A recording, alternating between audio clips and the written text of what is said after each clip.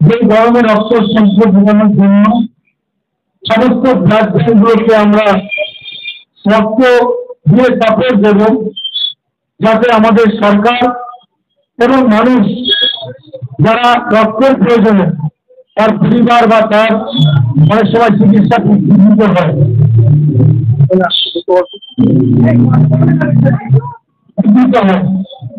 তাই আমরা আমাদের রাজারহাট বিধানসভা কেন্দ্রে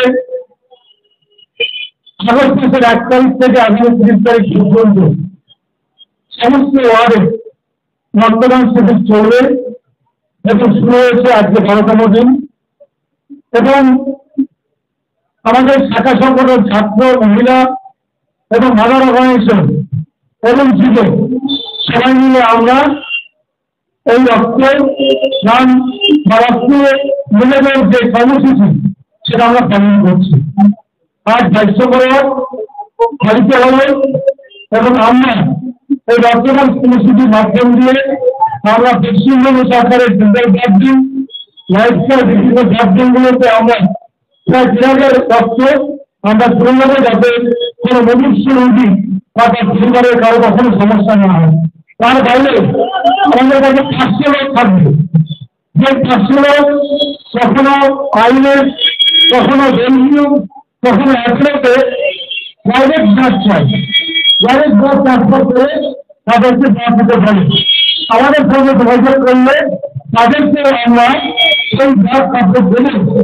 তার কারণ আমরা কি করলাম, আমরা পুরো ব্যাগ একটা সরকারের হাতে তুলে দিলাম বা দায়িত্বের হাতে তুলে দিলাম, বাকিটা প্রশ্নগত রক্তদাতা আমরা রাখলাম, আমাদের কাছে রাখলাম, যে কারণ কখনো ফোন করলে প্রাইভেট বাস করে পাবে। যারা আজকে রক্ত দিয়েছেন তারা ছাড়াও যারা দেননি তারা রক্ত চাইলে পাবে না, কিন্তু যারা দিয়েছেন তাদের কাছে আমাদের কৃতজ্ঞতা, তাদের কাছে আমাদের সহস্র প্রণাম।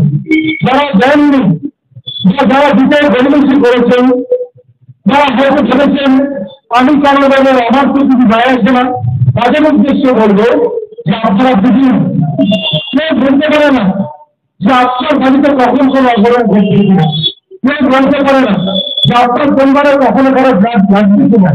তখন আপনি কি করবেন, তখন কিন্তু আপনাকে যারা যারা রক্তদান শিবির করে তাদের কাছে বলতে হবে আমার কাছে ব্লাড কার্ড বল। তখন কিন্তু আমার কাছে ব্লাড কার্ড না দেয়, তবে আপনি যদি সাধারণ নাগরিক হন, আপনার পক্ষে 17,000 টাকা দিয়ে ব্লাড কেনা খুব কষ্টকর। যারা আজকে ব্লাড দেননি বা পরিবারের কাউকে দিয়ে ব্লাড দেননি বা কাউকে স্প্রে করেননি, কাউকে উৎসাহিত করেননি ব্লাড দেওয়ার জন্য, যারা আমাদের এখানে এখন বর্তমানে আছেন, তাদের অনুরোধ করবো আগামী দিন এই কর্মসূচিতে আপনারা থাকুন এবং নিজের পরিবারকে মানুষ। আমি কয়েকটা কথা বলতে চাই। ফেসবুক লাইভ হচ্ছে, ইউটিউব লাইভ হচ্ছে এবং প্রিন্ট মিডিয়া লাইভ করছে। অনেক মিডিয়া সন্ধ্যেবেলায় সেজে বুঝে অনেক মানুষ বুঝে করছে। আমি একটা শুধু কথা বলবো, আরজিকরের ধর্ষিত হওয়ার পরে মারা গেছেন, সেই বোনকে নিয়ে রাজনীতি করা উচিত না, কোন মৃতদেহকে নিয়ে রাজনীতি করা উচিত না। শিক্ষিত বোনের সম্মান রেখে তাকে নিয়ে রাজনীতি করা উচিত না, তাকে নিয়ে টাকাছেড়া করা উচিত না। তার শরীরে কটা স্টুডেন্ট পাওয়া গেছে, এটা নিয়ে প্রকাশ্যে রাজনীতি করার জায়গা না। এটা স্বাস্থ্য দপ্তর দেখবে, পশ্চিম দপ্তর দেখবে, এটা পুলিশ দেখবে, তাদের কাজ। কিন্তু কখনো একটি মেয়ে ধর্ষিত হয়েছে তাকে নিয়ে বারবার মিডিয়ার ব্যবসা আমার মনে হয় বন্ধ করা উচিত। আমি বলছি, দুঃখের সঙ্গে বলছি, আমাদের সকলের ঘরে মেয়ে আছে, সকলের ঘরে বোনেরা আছে। আজীবনেরা ভেবেছে তার নৃশংস, তিনি আমার কাছে প্রশ্ন করে আজীবনে এই ভারতের চিন্তাকে কি করে আছেন। আমি বলবো একে মাঠ করতে দেবে, একে করতে দিয়ে একে মারা উচিত। তারপরে আমি এই সিদ্ধান্তের সঙ্গে রাখবো।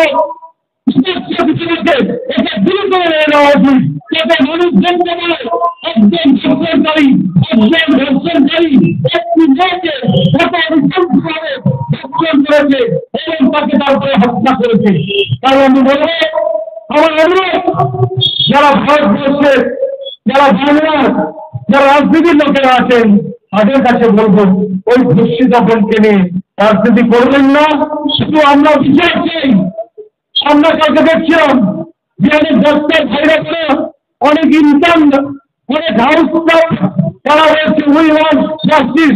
আমরা বলছি সবাই বলে we want justice, we want justice, we want justice, যাতে আগামী দিনে কারো মায়ের কোন খান্না হয়। আমরা নিশ্চিন্ত থাকতে চাই বাংলায়। কেন থাকতে চাই? আমাদের ছোট ছোট দেশের মেয়েরা, দেশের বোনেরা সামনে দাঁড়িয়ে কত সময় যাকে চলে যায়, ওদের কাছে অন্তর আছে। আমাদের ছাত্র কর্মীরা পিছনে দাঁড়িয়ে আছে, কখনো খবর আসলো তারা যখন চলে যায়, তাদের তখন দেখে যায়, তারা যখন কাউকে বুঝতেও পারে না যাকে কোথায় যাচ্ছে। তাই আমরা বলি, আজকের দিনে এই ধর্ষণ যারা করেছেন, যারা যুক্ত আছেন এর সঙ্গে, আমি দেখছিলাম অনেকে সন্দেহ করছে রাজ একাধিক, তুমি একাধিক খেয়ে 40 কোটি মানুষের দেখতে পায় যে ছাত্র কর্মীদের সম্মান থাকবে।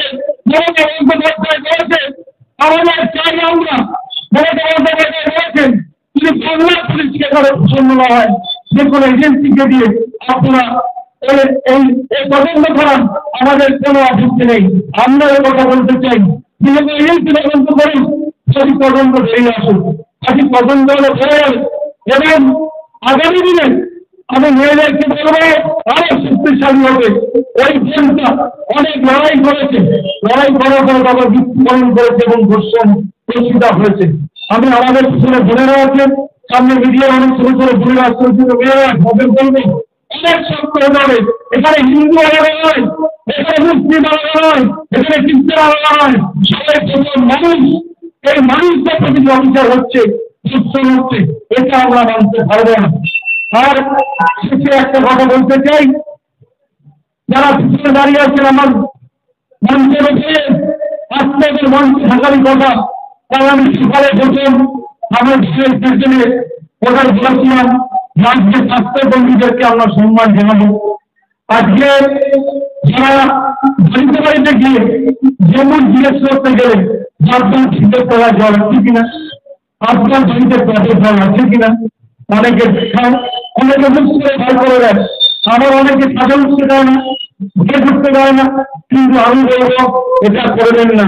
ওরা আপনাদের জন্য কাজ করছে, ওরা আপনাদের লোক, ওরা আপনাদের পরিবারের লোক। তাই ওদের সন্তান, ওদের স্বামী, ওদের বাবা মাকে ধরে রেখে ওরা এই কাজ করতে এসছে। সামান্য অর্থের বিনিময় কত ফাইনাল মাত্র 200 টাকা প্রতিদিন পায়। ওরা যা থাকে, ওরা যান, ওরা পরিশ্রম করে, সেই পরিশ্রম অনেক লোক করে না। তাই আমি বলবো ওদেরকে সম্মান জানানোর জন্য আমাদের সিদ্ধান্ত, আমি অশ্বিনী হিন্দু সহ আমাদের যে ছোটদের আকাশের যে গ্রুপ, বাংলাদেশের যে গ্রুপ, আমি নাম বলতে গেলে ভিজিট করতে পারি, তাই সকলের নাম আমি বলছি না। যারা সিদ্ধান্ত নিয়েছেন, ওদের হাতে একটি গাছ, তখন একটা প্রাণ, ওদের হাতে একটি মত, ওদের ছবি আছে, কেন ছবি আছে? ওই মতকে ধরে রাখবে, রাখলে পরে ওদের ঘরে যারা লোক, পরিবারের লোক, তারা উৎসাহিত হবে, তারা বলবে, তাদেরকে বোঝাবে, তারা বলবে ঠিক আছে আমি যে চেষ্টা করি, আমি মমতা বন্দ্যোপাধ্যায় সরকারের ছাত্র, আমি ডেঙ্গু করতে যেতে পারবো, আমাকে ডেঙ্গু করে তোমরা তুমি উপহাস করো না, আমাকে বলো আমি স্বাস্থ্য কর্মী, আমি মানুষের কাজ করছি। মানুষের জ্বর হচ্ছে কিনা, ম্যালেরিয়া হচ্ছে কিনা, টিটি হয়েছে কিনা, কারোর টাইফয়েড হচ্ছে কিনা, কারোর ডেঙ্গু হচ্ছে কিনা। তাই ওদের আজকে সম্মান পাওয়া উচিত। তাই ওদের আমরা মঞ্চে দাঁড়িয়ে তার করেছি। আমি শেষ একটা কথা বলতে চাই, সেটা হচ্ছে আমরা ভারতবর্ষ আগামী 15ই আগস্ট স্বাধীনতা দিবস উদযাপন করব। আমরা প্রতিবেশী রাষ্ট্র বাংলাদেশকে সম্মান করি, বাংলাদেশকে সম্মান করি, কিন্তু আমরা কি দেখলাম প্রতিবেশী রাষ্ট্র বাংলাদেশে হিন্দু মুসলিমের রাজনীতির লোকেরা বলছে কেরকম ওখানে হিন্দু মুসলিমের গণ্ডগোল। আমরা বলছি না, আমরা হিন্দু মুসলিমের গন্ডগোল নয়, এখানে ক্ষমতা দখল যারা করতে চায়, যারা ক্ষমতা নেই এবং মুসলিম কান্ট্রিগুলোতে যদি আপনারা তাকান, পাকিস্তানে দেখতে পাবেন, পাকিস্তানে দেখা যায় 2 বছর 3 বছর বাদে ওদের প্রেসিডেন্ট চেঞ্জ হয়ে যায়, ওদের প্রধানমন্ত্রী চেঞ্জ হয়ে যায়, ওদের প্রধানমন্ত্রীকে গুলি করে নিয়ে দেওয়া হয়, ওদের প্রেসিডেন্টকে সরিয়ে দেওয়া হয়, সেনাবাহিনীর হাতে ক্ষমতা চলে যায়। হিন্দু নেই পাকিস্তানে। আপনারা যদি ইসরায়েল দেখেন, ইরান দেখেন, বাহরেন দেখেন, কানাডা দেখেন, আরবিয়ান কান্ট্রি দেখেন, দেখুন মুসলিমদের ভিন্ন। আমরা ভূমিকে নিয়ে আলোচনা করতে চাই না, সেটা বলতে চাই সব আপনাদের সবার মনের কথা, আমাদের মনের কথা। বাংলাদেশে হিন্দু মুসলিমের গন্ডগোল নয় যে মৃত্যু করা হচ্ছে, বাংলাদেশে মুসলিমের গন্ডগোল, ক্ষমতার লড়াইয়ের গন্ডগোল। তার কারণ কে ক্ষমতায় থাকবে তাই নিয়ে লড়াই। তাই আমরা বলি, যারা বাংলাদেশে মাহমুদকে গলা কেটে ছবি পাঠিয়েছেন, ছবি গলা কেটে দিয়েছেন, জগন্নাথ প্রভুর ইস্কনের মন্দির যারা ভেঙে দিয়েছেন, তারা আজ যাই হোক, তারা মানুষ হিসেবে বিচারিত নয়। তার কারণ আমরা এখানে বাংলায় যারা থাকি, আমাদের এইখানে কয়েকদিন আগে পাশে একটা প্রশ্ন ফুটে গিয়েছিল, সমস্ত মুসলিমরা ওখানে বসবাস করে, যারা সরকারের কাজ করে, তাদেরকে পশ্চিমবঙ্গ সরকার পৌরসভার পক্ষ থেকে স্থানীয় কাউন্সিলর তাদেরকে আলাদা করে ঘর বানিয়ে দিচ্ছে, যাতে সেই মুসলিম ভাই বোনেরা সুরক্ষিত থাকে, ভালো থাকে। আবার এখানকার মানুষরা তারা এখানে একটু আগে মেলা আছে, সেখানে অনেক হিন্দুস্তানি বোনেরা আছে, সেখানে ওখানে সব পূজা হয়। আর সমগ্র ওয়ার্ডে আগামী কয়েকদিনের মধ্যে দেখতে পাবেন প্রায় 15টা পাড়ারি পুজো হবে, অনেকগুলো অবসরের পুজো হবে। এখানে আস্তে আস্তে পুজো হয়, একটা ব্রহ্মযুদ্ধ করে, একটা বাংলায় সম্মেলনী করে। আমরা চাই বাংলায় সবাইকে সুরক্ষিত রাখতে। কেউ কেউ রাজনীতির গন্ধ দিয়ে তাকে, আমি কারো নাম করছি না, গুলিগুলি চেষ্টা করছে। বাংলায় সবাই সুরক্ষিত। আমি দুঃখ পেয়েছিলাম কালকে, আমার খুব খারাপ লেগেছিল। আমি বছরে 3 বার 4 বার ফিরতে যাই, যখন মমতা বন্দ্যোপাধ্যায় উড়িষ্যার বর্তমান মুখ্যমন্ত্রীকে লিখে ফোন করেছেন যে উড়িষ্যা থেকে বাংলার পুলিশদের তাড়িয়ে দেওয়া হচ্ছে, এটা কেন হবে? সর্বশুধু একটা যুক্তরাষ্ট্রীয় দেশ, সেখানে মুর্শিদাবাদ বাংলার শ্রমিকদের বিরুদ্ধে দাঁড়িয়ে দেওয়া হচ্ছে। তুমি কালকে এখান থেকে উড়িষ্যার যারা বিভিন্ন জায়গায় কিছু করে ফিরে বেড়ায়, যারা বিভিন্ন রান্নার কাজ করে, তাদেরকে এখান থেকে সরিয়ে দেওয়া হয়, তাহলে কেমন লাগবে? আমরা তাই চাই না। আমরা চাই না বাংলায় সবাই একসাথে থাকবে, সবাই সুরক্ষা রাখতে হবে। শুধু হিন্দু সুরক্ষা থাকবে, মুসলিমের থাকবে তা হয় না, মুসলিমের থাকবে না তা হয় না। এখানে হিন্দু, মুসলিম, উড়িষ্যা মানুষ, শিখ, ইসাই, খ্রিস্টান সবার সুরক্ষা রাখতে হবে বাংলায়। এটা বাংলার গর্ব, বাংলার সংস্কৃতি। বাংলায় ওই ঠাকুরের জনগণ গান হয়, বঙ্কিমচন্দ্র চট্টোপাধ্যায় বন্দনা হয়, এটা বাংলার গর্ব।